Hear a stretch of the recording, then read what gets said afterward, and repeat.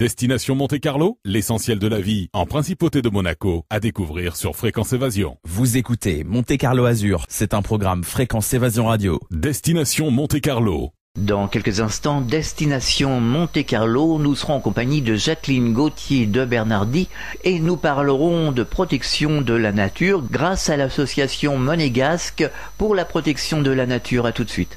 Enfin, il existe une radio dynamique et proche de ses auditeurs. C'est Fréquence Évasion, la radio du Grand Sud sur le web. Écoutez la différence.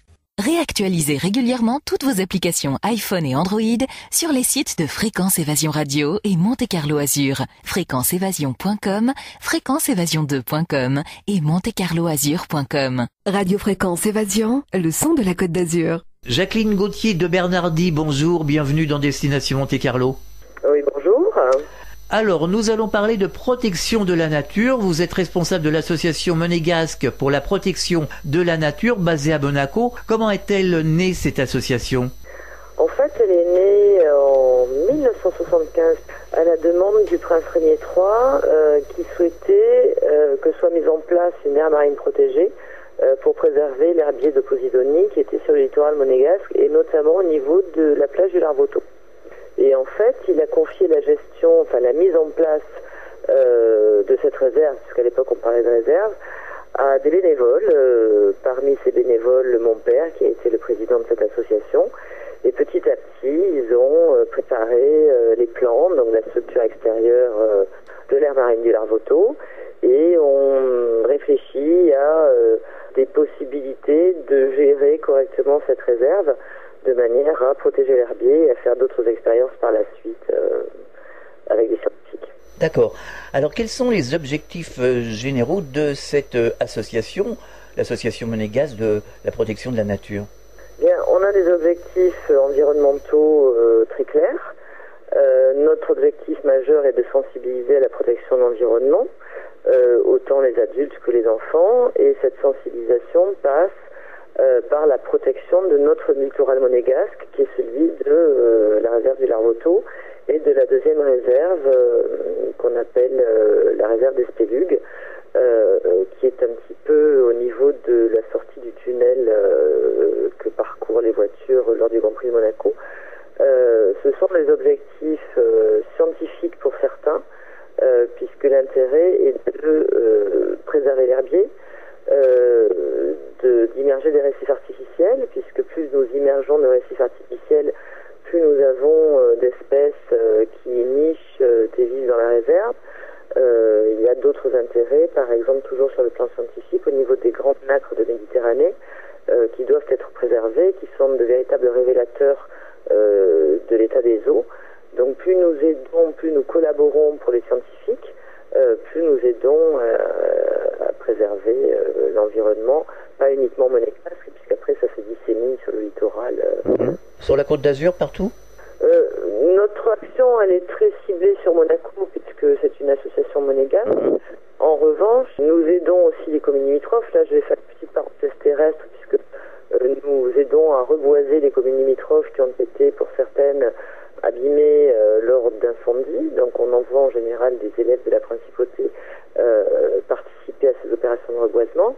Et après, c'est vrai que des communes pas loin de chez nous, même lointaines, puisque on utilise aussi le résultat de nos expériences, par exemple au Monténégro actuellement, ou pour la création d'autres aires marines protégées à la demande de la Fondation Prince Albert II de Monaco.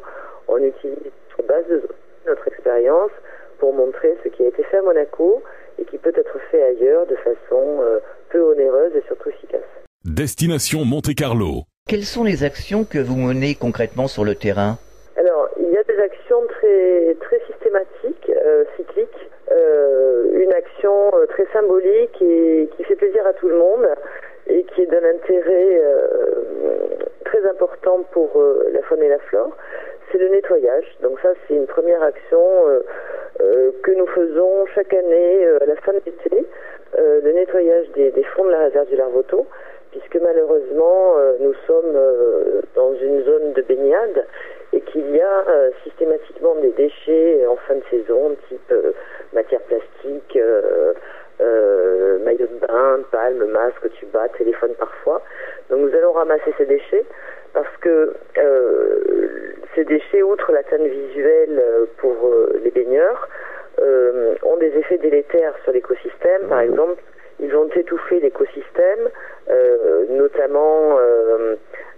herbier de Posidonie et qui est au fond de l'eau, qui repose sur un fond sableux et dans lequel on trouve une vie considérable.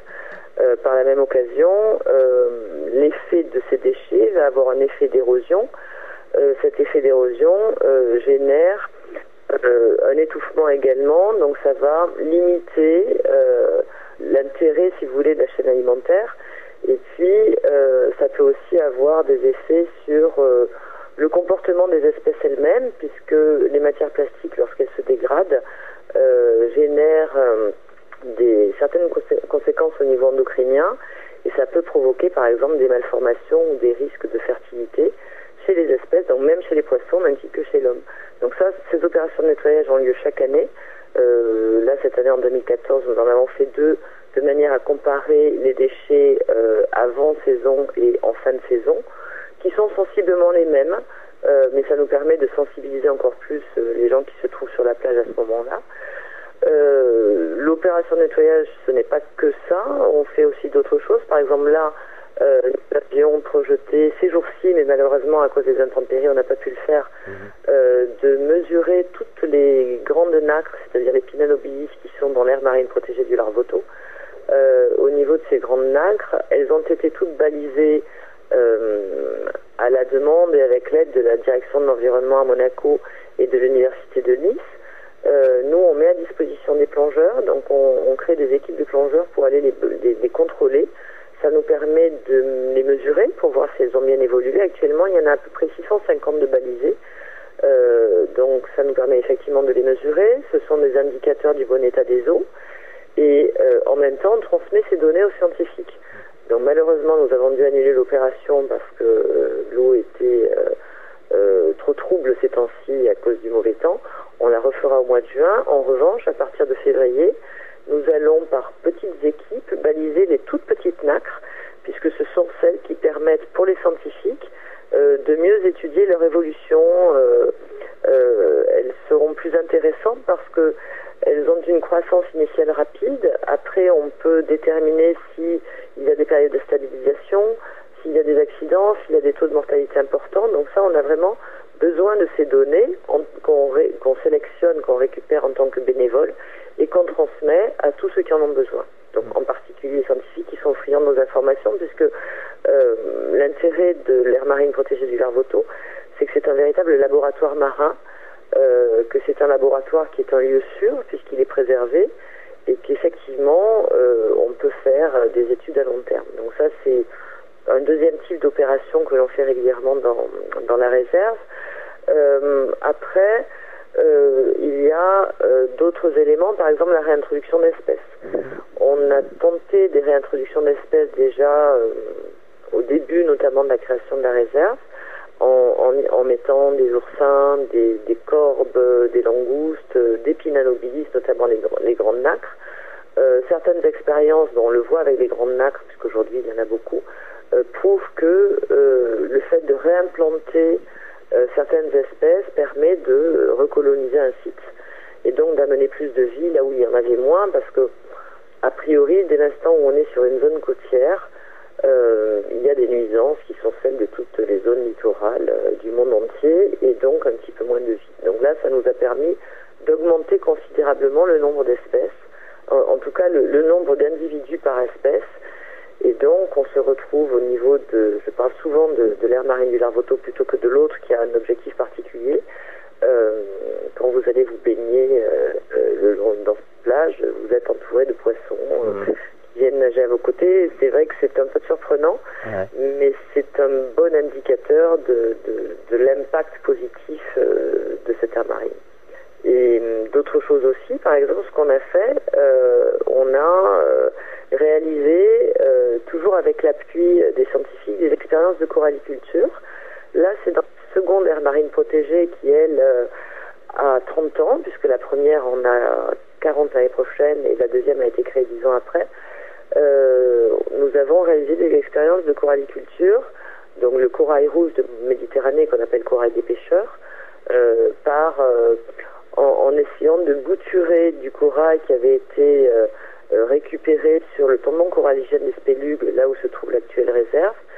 Et les scientifiques ont voulu voir si le bouturage barrage permettait de donner lieu à de nouvelles colonisations, ce qui a été effectivement prouvé. Donc tout ce qu'on fait dans ces aires marines protégées est porteur, et en tout cas c'est un signe que dès l'instant où on s'investit sur le plan humain, soit pour stopper des dégâts qui peuvent être causés à l'environnement, soit pour essayer d'orienter l'environnement vers quelque chose de plus positif, ça fonctionne. Destination Monte-Carlo. Alors, je vais revenir 2 minutes sur la pollution, justement, la pollution des plages. Est-ce que vous en trouvez beaucoup de matières plastiques ou de déchets? Vous me parliez de téléphone portable quand vous nettoyez les plages. Bien, écoutez, les plages, on les nettoie avec des plongeurs de Monaco, des communes limitrophes, mais aussi certains qui sont de Marseille, puisqu'ils viennent nous aider. Et leur constat a été que nous devrions, juste par curiosité, aller voir un peu plus loin, et nous serions surpris de voir que chez nous, finalement, il y en a très peu. En fait, ce qu'on retrouve comme déchets, ce qu'on a vu notamment au mois de juin, il y a les déchets qui sont emportés par des gros coups de mer. Au mois de juin, j'ai récupéré un parasol. Là, ce n'est la faute de personne dans l'absolu. Après, certains, oui, on trouve, c'est vraiment les déchets habituels des gens qui viennent le long des plages. Le téléphone, on en trouve chaque année. On finit par se demander si les gens vont se baigner avec des téléphones portables. Bon, les maillots de bain, on a du mal à imaginer comment un maillot de bain a pu être perdu, mais ça arrive. Ce qui est le plus gênant, c'est vraiment les gobelets, les bouteilles, les petits couteaux, fourchettes et assiettes plastiques que les gens utilisent dès l'instant où ils sont aux abords des digues ou vraiment très très proches du rivage. Parce que ça, à Monaco, on a peut-être plus qu'ailleurs encore une démarche de la part du gouvernement de manière à faire de Monaco une ville propre. Donc nous avons des poubelles partout. Le long des plages, il y en a aussi. Et c'est vrai que là, c'est vraiment un comportement citoyen que chacun doit avoir en se disant « Je fais attention à mes déchets, je les récupère et je veille à ne pas ternir l'environnement ». Donc c'est ce qu'on trouve habituellement, c'est ça, ce sont vraiment des matières plastiques qui sont toxiques. Bien sûr, d'ailleurs, en termes de déchets, nous travaillons aussi dans le cadre des accords Ramoge, donc ce sont des accords qui couvrent la zone de Saint-Raphaël, Monaco-Gênes, la zone littorale, et avec eux, au printemps, nous allons procéder à une opération de récupération des déchets sur le littoral, sur les plages notamment, pas seulement les nôtres, mais afin de quantifier, de caractériser ces déchets, puisqu'il y a des directives européennes qui demandent en fait de voir quels sont les types de déchets qui sont récupérés pour lancer des campagnes de sensibilisation, parce que pour beaucoup on peut les éviter. Alors justement, que faites-vous lors de ces campagnes de sensibilisation pour sensibiliser les gens? Pour sensibiliser les gens, il y a diverses possibilités. Nous les faisons venir déjà, puisque par exemple, c'est à leur demande, mais il y avait des enfants et c'était très très bien. C'est le fonds social de l'hôtel Fairmont à Monaco qui s'est proposé de nous aider pour récolter les déchets. Alors d'habitude, quand on les récolte, c'est essentiellement au fond de l'eau, puisque nous sommes pour beaucoup plongeurs, mais on peut être non plongeur et participer à ce genre d'opération. Donc ceux-là sont venus nettoyer la plage. Chacun avait un sac et petit à petit, même si elles sont fortement nettoyées à Monaco, puisque la société monégasque d'assainissement passe régulièrement à nettoyer les graviers, ils sont passés eux aussi pour enlever ce qui pouvait traîner, parce que le déchet type c'est le mégot de cigarette. Donc ils sont venus et d'être là leur a permis, notamment aux enfants, de prendre conscience que c'était important de faire attention. Donc on a donc une sensibilisation directe, et après nous veillons à ce que toutes nos opérations soient médiatisées. Donc en général, la chaîne locale, c'est-à-dire Monaco Info, suit nos différentes actions. On peut avoir la chance de passer aussi sur France 3 ou sur France 2, comme ça nous est arrivé au mois de juin également, de manière à montrer au plus grand nombre ce que l'on fait et ce qui doit se faire plus ou moins partout. Alors vous travaillez en partenariat avec les scientifiques de l'Institut océanographique de Monaco? Non, alors nous travaillons en partenariat avec les scientifiques de l'Université de Nice pas la direction de l'environnement à Monaco, puisque chaque fois qu'ils ont des recherches très spécifiques à effectuer, c'est la direction de l'environnement qui demande à ces scientifiques d'intervenir. Nous travaillons également avec les scientifiques de l'Institut océanographique Paul Ricard, qui est situé à l'île des Ambiers. Et après, nous travaillons avec tous ceux qui le souhaitent, c'est-à-dire que si des scientifiques, des chercheurs veulent faire certaines expériences ou effectuer certains contrôles dans la réserve, nous la mettons à disposition. C'est ce que j'ai dit tout à l'heure, c'est un véritable laboratoire, donc c'est le lieu idéal, c'est rare, parce qu'en fait, il y a toujours des équipes stables sur ce laboratoire et qu'il est très protégé. Dans l'absolu, on pourrait laisser du matériel au fond de l'aire marine protégée du Larvoto. Personne ne viendrait le prendre puisque nous avons une surveillance efficace de la direction de la police maritime et de la direction des affaires maritimes aussi à Monaco, qui sont là pour faire en sorte que tout soit bien surveillé, bien géré, bien organisé. Donc on travaille effectivement avec tous ces scientifiques de toute façon.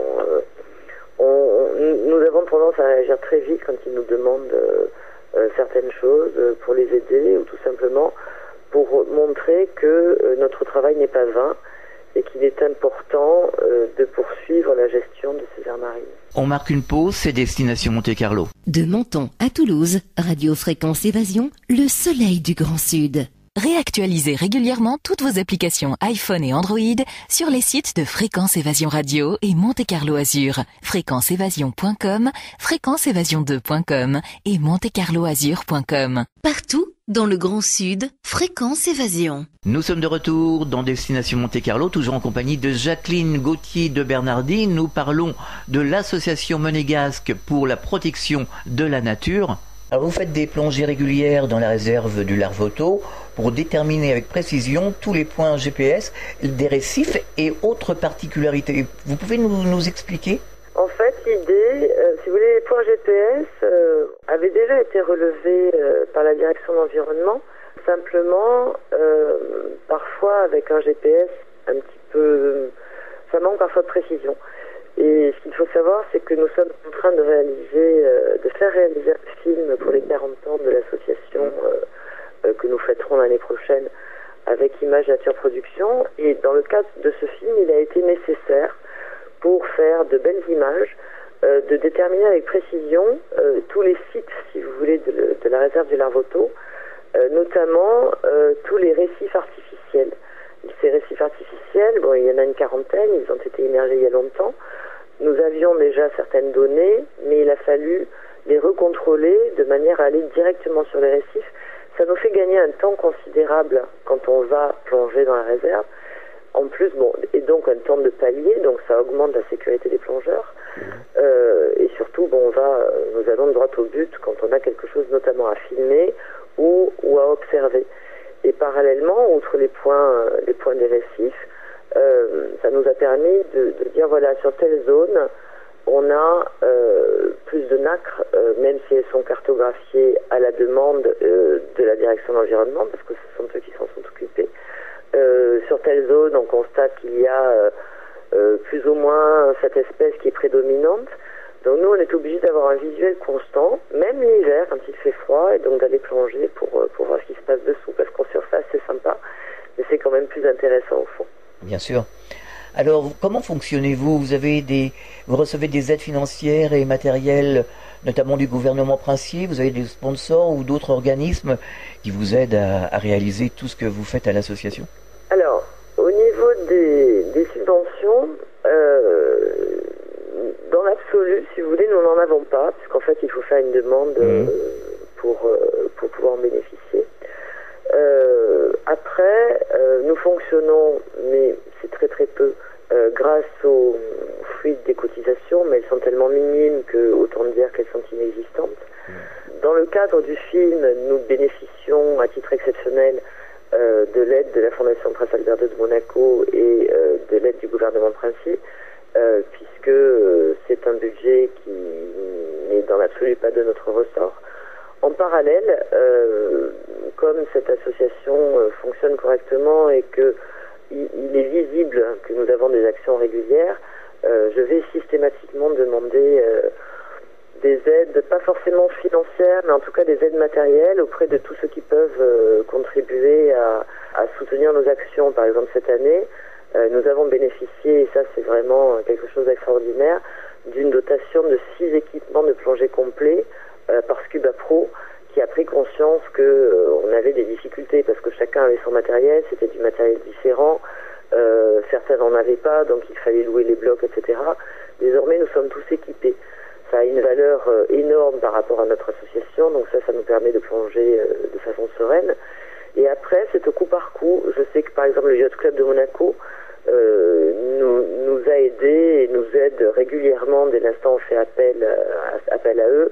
Par exemple, pour l'entretien du bateau, ils nous ont permis de sortir le bateau, de le mettre à quai avec leur grue. Nous avons immergé un récif artificiel, on avait de nouveau leur grue. Enfin, on les sollicite régulièrement, même quand on a besoin de bateaux supplémentaires, ils nous aident.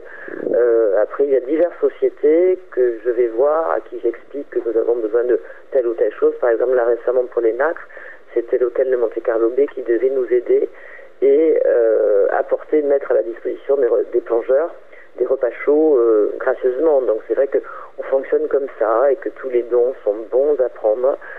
Les aides financières sont bonnes à prendre également, mais c'est vrai qu'on est aidé et j'espère qu'on le sera de plus en plus parce que cet entretien, cette gestion coûte cher en matériel et en frais, notamment pour le bateau que nous devons soit réparer, soit caréner ou alors alimenter tout simplement en carburant.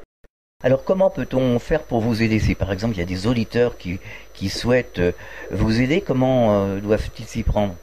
Eh bien, ils nous contactent directement. Donc nous avons une adresse mail qui est ampn.monaco@gmail.com.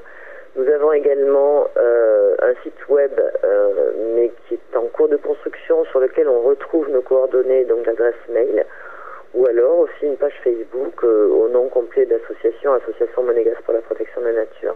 Donc ils peuvent se manifester d'une quelconque manière. Vous savez qu'en ce moment, souvent, j'ai des contacts via l'adresse mail parce que les gens soit voient la page Facebook qui est alimentée au fur et à mesure que nous faisons des actions ou que nous avons des projets qui marchent très bien, soit m'envoient des mails sur l'adresse de l'association et se proposent de nous aider pour telle opération ou de mettre telle ou telle chose à notre disposition.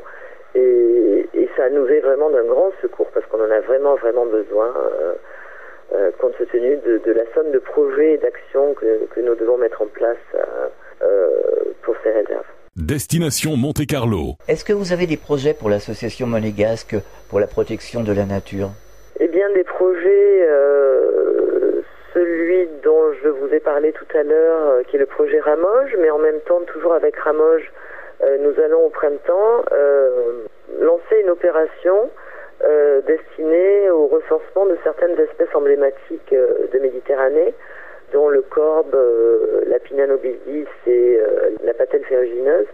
Pour cette opération, avec Ramoge, nous allons transmettre des ardoises de plongée aux plongeurs sur lesquelles sont préinscrites certaines données qu'ils pourront remplir dès l'instant où ils verront une nacre à tel endroit. Là, je ne parle pas seulement de notre littoral monégasque, mais de toute la zone côtière entre Saint-Raphaël et Gênes. Donc il y a ça qui est prévu, lancement chez nous, et on les distribuera au club de plongée. Il y a le film qui est prévu, qui est vraiment le film important qui va être réalisé pour la soirée anniversaire, puisque la soirée anniversaire aura lieu le 20 octobre au Musée océanographique de Monaco, en présence effectivement de tous les acteurs environnementaux de Monaco, du gouvernement, de la Fondation Prince Albert II, en présence effectivement de notre souverain, pour notre grand plaisir et puisqu'il est d'autant plus président d'honneur de notre association. Parmi les autres projets, nous avons, mais pour l'instant on ne peut pas encore en parler parce qu'on n'a pas vraiment creusé, mais nous allons réintroduire certaines espèces. Je connais l'espèce, mais je préfère la terre. On va tester certaines réintroductions. Nous avons l'intention d'immerger de nouveaux récifs artificiels. Ça, c'est en partenariat avec la Fondation Prince Albert II pour fêter les 40 ans de l'association et donc de l'aire marine protégée du Larboto. Donc ces récifs permettront de créer une ligne de vie entre des endroits qui sont beaucoup plus colonisés et d'autres qui le sont un peu moins, donc ils seront émergés sur des zones relativement non nuisibles, c'est-à-dire là où on ne trouve pas l'herbier de Posidonie, là où il n'y a pas de nacre, sur des fonds sableux de manière à ne pas détériorer les fonds. Donc cette opération sera relativement importante. Et puis après, au coup par coup, comme d'habitude, on a toujours des projets qui nous tombent un peu dessus. Après, il y a un autre projet de l'association qui a été finalisé ces jours-ci, c'est que on a la chance, depuis cette semaine, d'être habilité à décerner le label High Quality Whale Watching, c'est-à-dire que pour tous les tours opérateurs qui sont basés sur la principauté de Monaco, nous proposerons de décerner ce label. Donc là, on va un petit peu s'étendre par rapport à notre littoral. On va partir en haute mer. Et ce label permettra à ces tours opérateurs de donner la garantie qu'ils respectent l'observation des cétacés. C'est vrai qu'il y en a beaucoup. Et de ce fait, il ne faut pas les aborder d'une manière quelconque. Il ne faut pas aller directement sur les cétacés. Il faut là aussi les préserver. Et ça va être mis en place, je pense, au moment du printemps, dès l'instant où les plaisanciers commenceront à sortir un petit peu plus des ports. Donc ce sont les projets immédiats prévus. D'accord. Donc voilà. Il y a beaucoup de travail en perspective. Oui, il y a beaucoup de travail et beaucoup de bénévoles et de gens qui donnent de leur temps pour venir nous aider et qui sont prêts effectivement à poursuivre cette belle aventure. Parce que, outre le fait de préserver le patrimoine et l'environnement, on rencontre des gens de tous horizons qui apportent tous leur pierre à l'édifice. Et c'est un véritable échange culturel avec des gens qu'on ne côtoie pas au quotidien. Nous avons la chance notamment d'avoir parmi les gens qui nous aident, M. Christian Pétron, que tout le monde connaît pour avoir été le réalisateur des images sous-marines du Grand Bleu. Ou d'autres cinéastes comme René Euzé qui s'associent aussi à notre action. Et c'est vrai que ça permet des échanges avec des gens qui sont de ce milieu-là, qui pourraient paraître un milieu fermé, mais qui sont tellement abordables, ça devient un vrai plaisir en fait. Ah oui, c'est vrai, oui. D'échanger nos idées, nos découvertes, même si nous c'est à petite échelle, mais et les bénévoles sont ravis de les rencontrer. Et l'été dernier, on a fait une soirée d'environnement sur la plage du Larboteau. Ils étaient là et chacun a pu discuter avec eux très librement parce qu'ils sont vraiment très ouverts au dialogue, de la même manière que les scientifiques qui sont présents à nos côtés et qui sont de véritables puits de science et prêts à nous informer, à nous donner des conseils sur tout ce qu'on peut faire. Destination Monte-Carlo. On va revenir pour terminer 2 minutes sur les 40 ans de l'association. Alors c'est avec la participation du Festival Méditerranéen, c'est ça? Non, le Festival Méditerranéen, c'est le festival auquel nous avons participé début du mois de décembre à Antibes, puisque nous tenions un stand sur le festival. Ont participé avec nous, il faut le savoir parce que c'est très important, les Carabiniers du Prince, puisque ce sont l'équipe de plongeurs de la compagnie Carabiniers du Prince, nous aident régulièrement. Il y avait également les représentants de la Fondation Prince Albert II, des accords Ramoge, de la direction de l'environnement, du Centre scientifique de Monaco. Nous avons pu parler aussi d'Acobams, puisque Acobams c'est la préservation des cétacés. J'espère que je n'oublie pas du monde. Donc à ce festival, nous avons présenté notre travail, notre association et les aires marines. Ça nous permet de nous regrouper, puisque l'idée c'est que si à l'origine, quand l'association a été créée il y a 40 ans, nous étions entre guillemets la seule structure, si vous voulez, environnementale, aujourd'hui tout s'est étoffé. Il y a des structures gouvernementales bien établies avec lesquelles nous travaillons. Donc je tiens absolument à ce que systématiquement nous soyons tous regroupés, rassemblés pour diffuser le même message. Donc le Festival Méditerranéen, nous étions là-bas pour ça et ça a donné l'occasion, donc nous étions là-bas notamment avec Christian Pétron et le professeur Nardo Vicente qui est lui le directeur scientifique de l'Institut océanographique Paul Ricard, qui était avec nous sur notre stand. Nous avons présenté donc notre travail et en même temps le film réalisé par Christian Pétron et Nardo Vicente qui s'appelle Le Temps des réserves et qui présentait l'aire marine protégée du Larvoto. Ça, c'était en décembre, mais pour les 40 ans, c'est vraiment un film qui présente les 40 ans de notre association, mais en fait les 40 ans de nos réserves, qui est réalisé par l'équipe des Images Nature Production. Et cette équipe va montrer effectivement tout ce qui a été fait, toutes les expériences tentées, et mettre en relief l'intérêt de ces aires marines, puisqu'en fait, l'objectif au niveau mondial en 2020, c'est que 10% des zones côtières soient sous le statut d'aire marine protégée. Donc c'est un film qui sera un véritable message que Monaco pourra utiliser justement pour montrer que nous avons un engagement qui a été initié un petit peu plus tôt que les autres et qu'on doit le poursuivre. Donc les 40 ans, la soirée des 40 ans, c'est la soirée d'inauguration et de lancement du film qui sera diffusée, j'espère, dans de nombreux endroits. En tout cas, c'est bien parti parce qu'il est très beau. J'ai déjà vu de nombreuses images et qui pourra être diffusé au plan national et évidemment international comme message d'espoir pour la préservation de notre planète. Alors pour terminer, est-ce que vous auriez un message adressé aux auditeurs? Oui, d'abord que notre action, même si elle paraît limitée à Monaco, doit se poursuivre sur toutes les côtes, que chacun prenne conscience qu'il est nécessaire de préserver le littoral, si on parle simplement du milieu marin, et que c'est très facile, que nous sommes prêts à donner des conseils, mais que nous sommes prêts aussi à recevoir de l'aide de chacun. Donc si les auditeurs ont envie de nous rejoindre, qu'ils n'hésitent pas. Nous mettons à leur disposition des bulletins d'adhésion pour l'association, que chacun, même s'il n'est pas plongeur, se dise qu'il peut venir avec nous travailler sur ce même projet qui est toujours le même, c'est la préservation de l'environnement quel qu'il soit.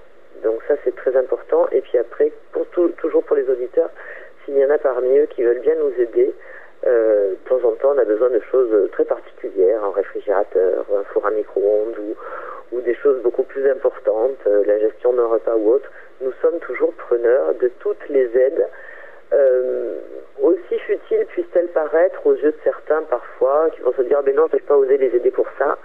On est là, on est à l'écoute de tout le monde, et même au niveau des projets, des propositions, on peut les écouter, se dire tiens, ça c'est une bonne idée, on pourrait éventuellement la poursuivre. Jacqueline Gauthier de Bernardi, merci d'avoir participé à Destination Monte-Carlo. Bon courage pour la suite et à très bientôt.